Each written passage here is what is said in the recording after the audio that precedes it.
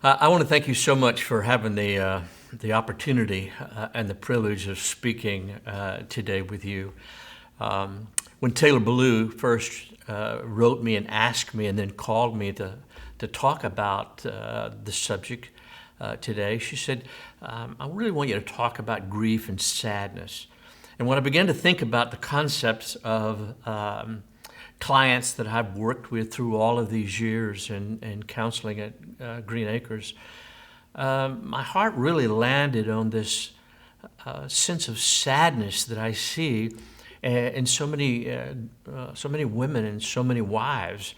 And the more you think about it and the more that you study it, it's hard to put your finger on it as a counselor, exactly what this sadness is. But today, I want to talk about two forms of sadness. One is situational sadness that I see a lot of women in, and then I see this soul-filled or soulful sadness that goes much deeper. And I want to talk about the difference between these, and then I want to kind of delve into the soul-filled sadness that we're going to examine real closely today. Situational sadness comes from an incident, a particular incident, or like an accident, or the loss of someone in your life. You can almost put a finger on it. It has an image to it in your mind. And it can be a variety of things, but it is situational in nature. And also situational sadness, most often in our hearts, we understand that there's going to be a grieving process that comes with that. And in that grieving process, as we all know, our emotions go up and down and backwards and forwards, and then it surges forward to a place of acceptance, and then there are those moments that it comes back and we have to pick back up that grief again and then move forward into the future. But when it comes to this soulful sadness, it's something that I've witnessed over and over and over again. For almost 15 years of my life, I worked in singles ministry, both in Oklahoma and here at Green Acres Baptist Church. And I saw this soulful sadness in a lot of them. And it wasn't just the fact that they were not married or that they were disappointed here or there in their life, but there was just this deep sadness that they couldn't put a finger on. And then when I began to work in married adult ministry, and as Grace Works began to open up, I began to see this soulful sadness that came in to many of the hearts of the women who sat in a counseling situation. And a soulful sadness is somewhat like this. It comes from like this deep emotional ache, but it doesn't have a clear source inside. It often comes from the unanswered and the unresolved, the unforgiven, and even the unfinished that's in our past. And that those uns seem to haunt us. It's a sadness that feels like this unimaginable or unmanageable disappointment. The sadness is somewhat like a blurred emotion deep inside of us that tempts us to think about what our lives could have been or might have been or should have been as we've traveled through. Some women have explained it as this intangible feeling of a broken promise. And if you've ever had a promise that's been broken in your life, that even though you have looked away and gotten yourself busy or distracted from it, there's still this feeling of the broken promise that aches inside of us. Sometimes I've talked with women who come right out and say, this ache, this soulful sadness that I feel really has this feeling of being alone. And no matter who I'm with, no matter if I'm married, no matter if I have children, that there is no one inside this body except me. And no one seems to understand or to see life or to feel the things that I'm feeling. And this sense of isolation is incredibly painful. But here again, we still can't put our finger on it. Henry Wadsworth Longfellow said that it is this feeling of sadness that is not akin to pain. It's not like pain. It resembles sorrow only as mist resembles rain. Now, when we think about that for just a moment, it's this dull ache. It's this sadness inside that we want to be relieved from, but we can't seem to find the answer for it. So I'm going to talk about 4 senses of sadnesses where I think that they come from, and explore those, and then explore the remedies of those today as quickly as we possibly can. The first sadness that's a soulful sadness is what I call a creational sadness. It's what we find in Genesis, the 3rd chapter. And most of you hear this today. As you think about Genesis, the 3rd chapter, you see 1 and 2 where life is wonderful and God's presence is there and they're walking and talking in the garden together.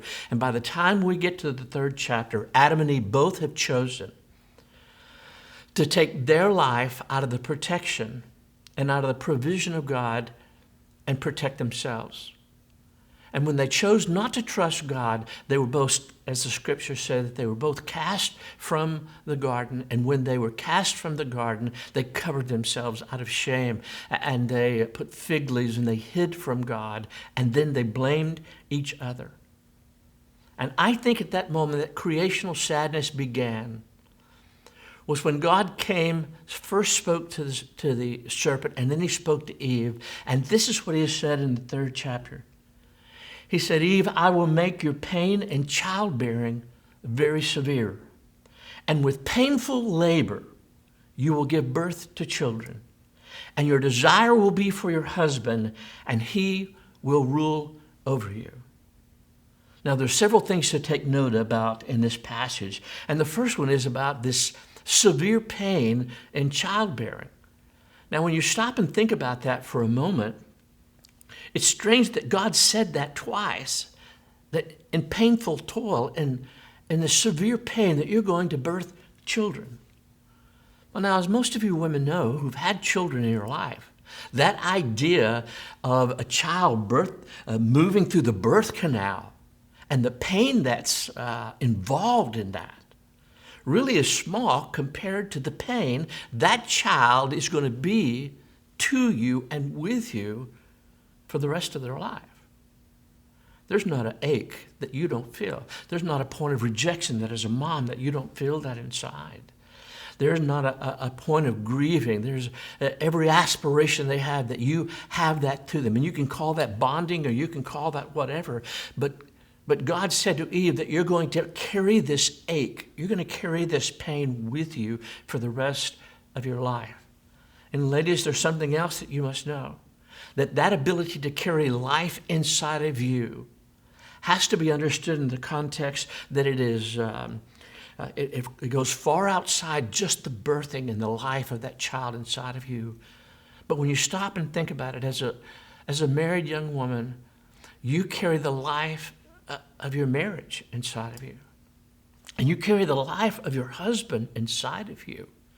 And it's a type of ache and pain that your husband can't truly understand. But it really is an ache. And then he said, the second thing that you're going to experience is this, Eve, that you're going to desire or you're going to long for your husband and he's going to rule over you. Now, I don't know about you, but the concept of desiring and longing and the concept of ruling just don't seem to fit together.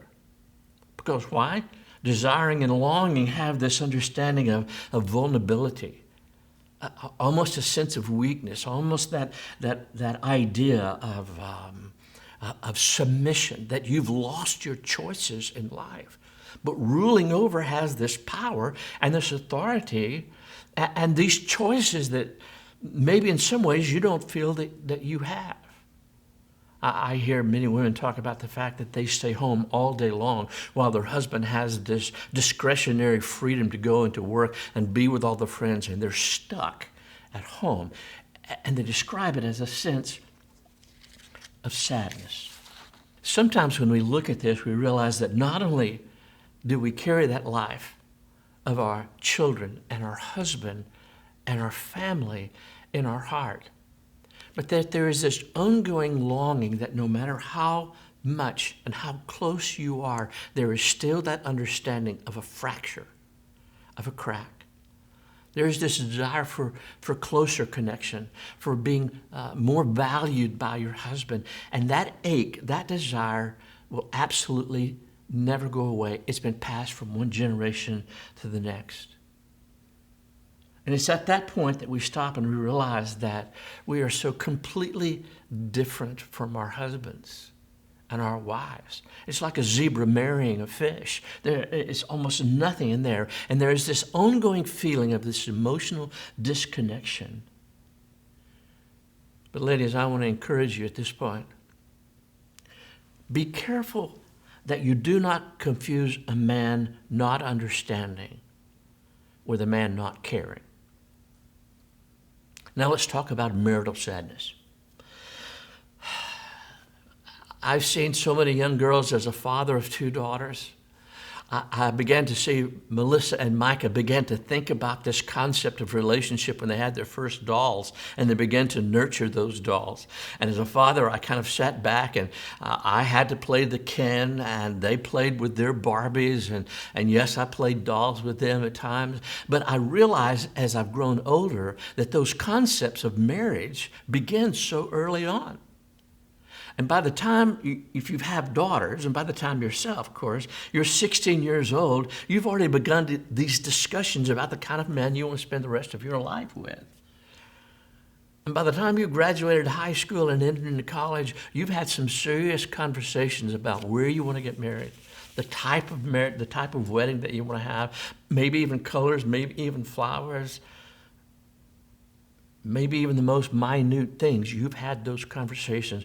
And girls, by the time you walk down that aisle, you are primed and ready for that moment in your life. Not so much for us husbands. And if you can remember back to when you got married, and if you remember your husband saying anything about, now tell me again, what time we're going to have the wedding? That's pretty much a clue that they don't have an idea about really what's going on inside. When your husband states that he loves you and that he wants to spend the rest of his life with you, did he really understand what that meant? Or was that an idea? For me, I didn't have a clue. I didn't have a clue as to the importance of being married. There was one statement that someone shared a long time ago, and many of you have heard it before, that said, before you marry, you have a picture in your mind of the kind of person that you want your husband to be. And after you marry, you will either keep the picture and tear up the person, or you will tear up the person and keep that picture.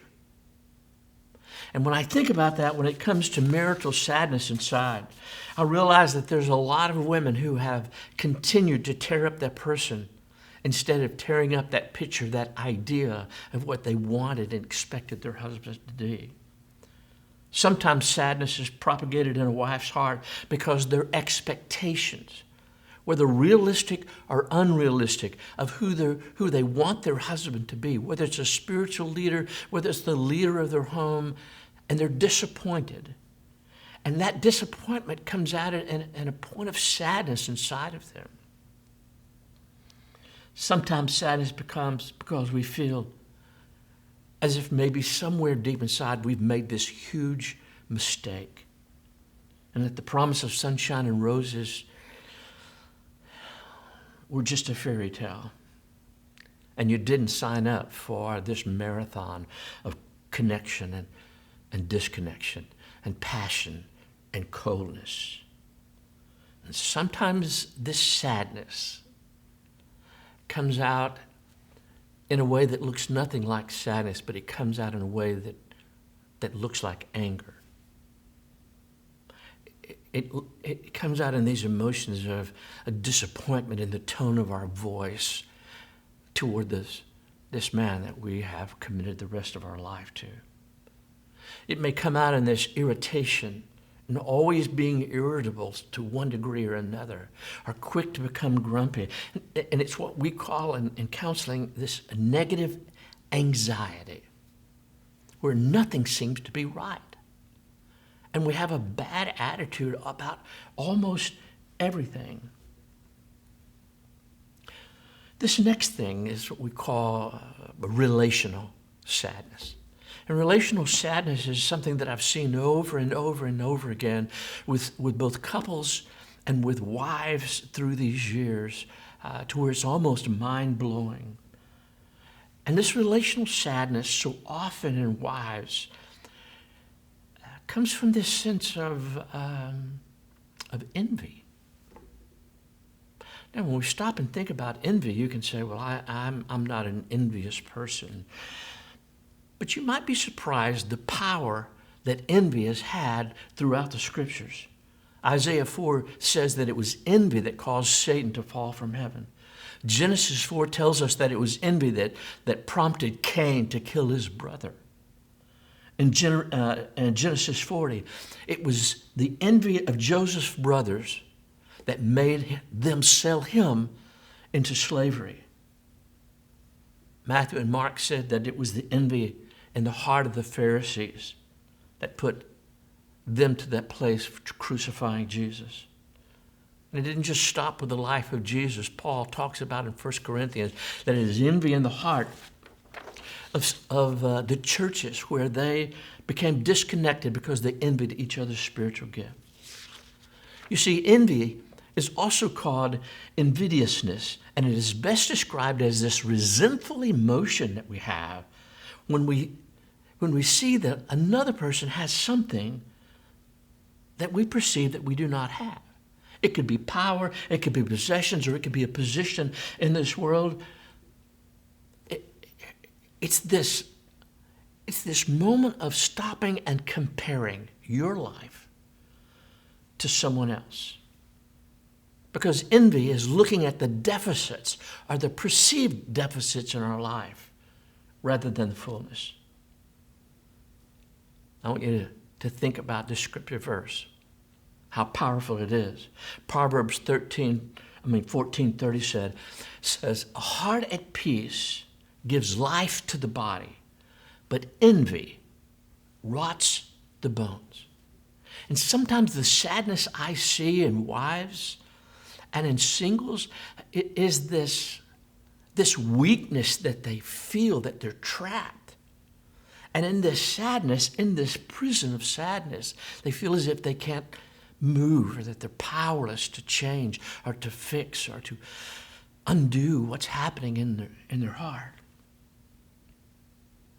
You see, envy is this sadness that seems to never be content with what they have. They're never content with what God has given them and what God has gifted them at that moment. The third is what we call a spiritual sadness. We're moving very quickly here. There are two things that I want to share with you about spiritual sadness. One is that spiritual sadness comes from our own broken fellowship with God. And when we choose, whether out of the distractions or out of the sadness or out of the busyness of our life, when we choose to break communication with God and we begin to find more and more excuses of why we've chosen not to pray or we've chosen not to study God's word, then our trust in God begins to shrink. And it doesn't take long to begin to experience this aloneness in this disconnection. Spiritual sadness also comes from being disappointed with God. Now, I don't know about you, but there have been many instances in my life where I've been disappointed with God. And that I've wanted him to do, I've wanted him to come, I wanted him to rescue. I wanted him to show me the miracles that we see in the Old Testament and the New Testament. I desperately needed his presence right there at that moment. And it was silent. Now, it doesn't take long to read through the writings of David to realize that this sadness is powerful. This sadness is frightening inside. That aloneness of being disconnected from God. So what do we want to do about these sadnesses? Number one, creational sadness. I want you to be able to come to a place of accepting and embracing the extreme difference between you and your husband. If God wanted you to be alike in your personality and your temperament, I want you to know that somebody would get bored or angry really quick. It's the old question that people used to ask, how would you like to be married to you? And none of us would give that affirmative answer inside. We see in the creativity of God that no trees, no bush, no two people, no two faces are alike in this world. Psalm 139, 13 and 14 says, "For you created me in my inmost being, and you knit me together in my mother's womb." There's an intentionality to it. "And I praise you because I'm fearfully and wonderfully made. Your works are wonderful, and I know that full well." It is only in accepting can you release the need of your spouse to think and to feel and to act like you. And this freedom is truly unbelievable. Accept and embrace the fact that as long as you live, you will carry the life of those you love inside of you, and that it will never, ever go away. Marital sadness. What do we do about this marital sadness that we can feel inside? First of all, I ask you to stop tearing up the person and tear up that picture. Biblical history reveals to us that the heart of man does not easily accept change. Ladies, it's not easy for you to accept change either. It's that way in all of us. But when we get married, we make commitments to God that we are going to be agents of change in our wife or our husband's life. And sometimes that agent of change, that voice sounds irritating and it sounds negative. But when we begin to pick up that sincere responsibility to begin to bring about change and to hear change and to hear that voice of our husband and to submit to that voice, God begins to do a great work. If you don't think that God can use a pagan person or a person who's not deeply connected to God to bring about change in your life, I want you to look at 2 Kings, the 23rd through the 25th chapter, where God used the pagan king Nebuchadnezzar to bring about change in the life of Israel. It may be that in your marriage, God is using your spouse to strengthen you and to grow you and to perfect you. And when we stop looking at the change that needs to take place in your husband's life or your friend's life or in anyone else's life, and we begin to focus inward and ask God to show us the change that needs to take place in our own heart, then we become relieved of that sadness. Let's look at relational sadness. I believe that the only antidote to envy, as we've talked about, the only antidote to envy is gratitude. Is it possible to be envious, to look at the deficits of your life and be thankful at the same time? I just don't believe it's possible. I believe that it is possible to be sad. I believe that it is impossible to be sad when your heart is full of thankfulness. Joy comes from the overflow of seeing what God has already gifted you with. And envy is when we begin to look around and we see our life as something less than. And if we only had this, if we only had this. I was reading a secular book not too long ago by a neuroscientist by the name of Dr. Alex Korb. And in this book, it is a book called Spiraling Upward. It's a book about depression. And here's this secular writer who has given an entire chapter of his book to the power of gratitude alone. And this is what he wrote. Gratitude has the ability to alter the chemistry of the brain. And numerous studies have shown that gratitude can decrease depression symptoms as well as stress in general. It improves self-esteem and psychological well-being. Gratitude, he wrote, has the power to activate the dopamine systems at the base of your brain and serotonin in the prefrontal cortex of your brain, which increases the feelings of goodness and calmness and satisfaction.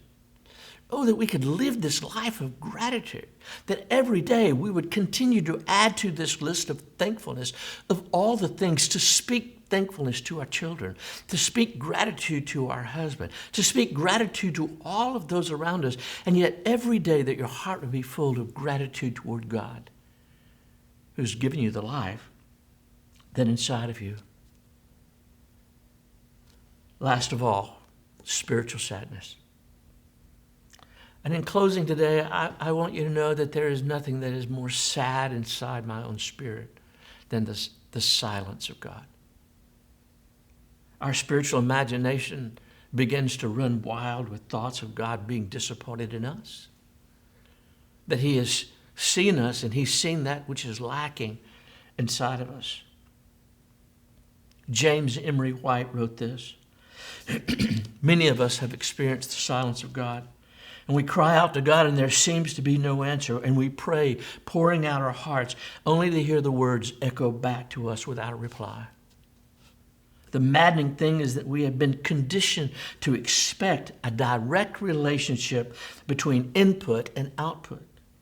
If we work a certain number of hours, if we will reach a certain level of success, if we place our children in the right schools, enroll them in the right programs, and practice the proper procedures, they will turn out to be as we hoped for. If we invest our money strategically and wisely, we will receive a fair return on our investment. And when we cry out to God and nothing happens, how can we not help but feel as if there's something that's quite not right with the listener? Few things are more damaging to a relationship than a sense of not being heard or responded to, as if we don't matter, that there is no genuine concern. I want you to know, ladies, that this is not a new feeling. It doesn't take long to read the Psalms. And King David, hearing him in Psalms 41, begins to pour out his heart to this sense of aloneness that's inside. And he wrote, why are you so downcast, oh my soul? And why so disturbed within me? And then he says, my soul, I want you to put your hope in God. And then he says, my soul is downcast within me. And therefore, I will remember you. I will think about you and not think about me. Deep calls to deep in the roar of your waterfalls. That there deep inside of me, if I look, there you are. You're not silent. You're moving and you're changing and you're doing. But all of this, in every way, the silence of God always asks two things of us: to trust and to obey. Are you doing that? Do you have that capacity within your own spirit now to truly trust and obey what God has asked you to do, in spite of your feelings, in spite of opinions, in spite of what other people are not or doing? That your responsibility is to obey.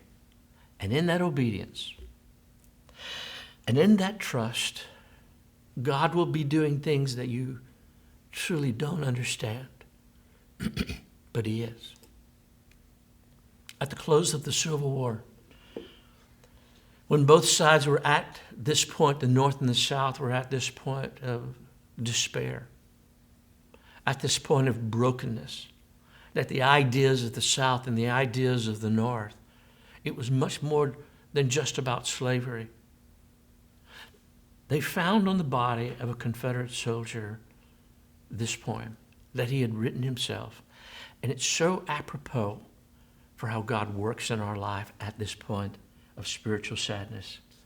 The poem simply says this: I asked God for strength that I might achieve. I was made weak that I might humbly obey. I asked for health that I might do great things.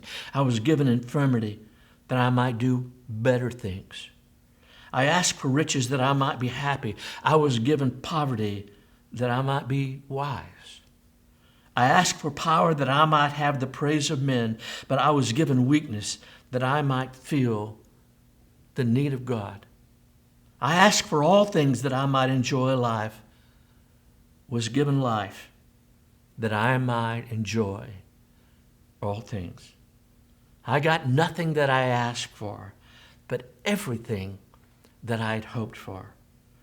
Almost despite myself, my unspoken prayers were answered. I am among all men most richly blessed. And ladies, in this simple time that I've had with you, I want to reach out to you and simply say that if there's sadness inside of you, if there is a sadness inside of you, not to be alarmed, but go to work. Think about it from this spiritual conditioning, this creational sadness. Think about it from this marital sadness that's inside, the relational sadness. And deep inside that spiritual sadness, and look at these things that God has already given to us to speak to this sadness that's deep inside. Lift up your heads and look into the face of God and trust that He is who He said that He is, and that He will be with us always, even until the end of the world. Thank you so much for allowing me to be with you today. God bless you all.